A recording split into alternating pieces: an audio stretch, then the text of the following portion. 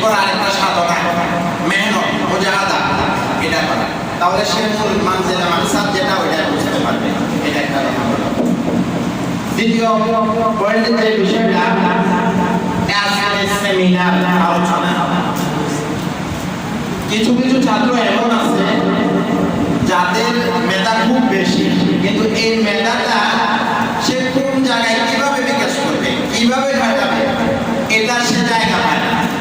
কিন্তু এই দারুল উলুম শ্রীপুর তার মেধাটা কাজে লাগানোর জন্য এই সেমিনারের ব্যবস্থা করে দিয়েছে। আরেকটা বিষয় হচ্ছে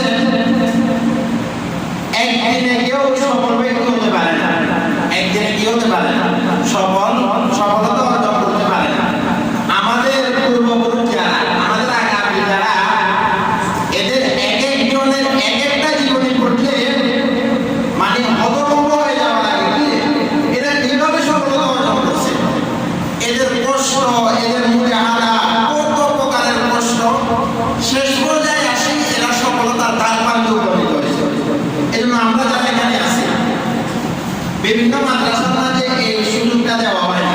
এই যে এখানে দীর্ঘ সময় ধরে আসাদা বসে তোমাদের আলোচনা শুনতেছে, তোমাদের বক্তব্য এগুলো শুনতেছে, এটার দ্বারা তোমাদের সামনে অগ্রসর হওয়ার এটা একটা মাধ্যম।